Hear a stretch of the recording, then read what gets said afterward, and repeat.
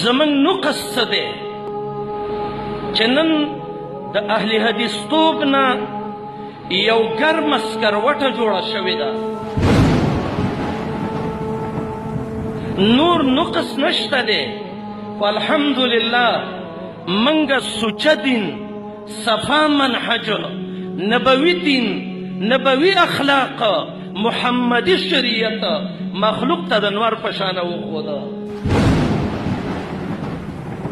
الحمدلله دې کې د سودانو سود بند شو، د اهل بدعو د بدعاتو قلنګونه بند شو، نصراني او شکراني او منختې بندې شولې. نو ضرور خبره ده چې د چا د ګیډې مدني بندې نو تا ته به وي وابي دی، بېدینه دی.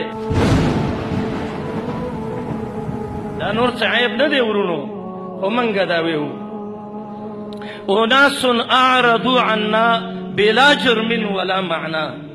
شاول الله وی یو ځای کې خلکو بې جرمه مخ اړولی دی، خو وان کانوا قد استغنوا فانا عنهم مغنا.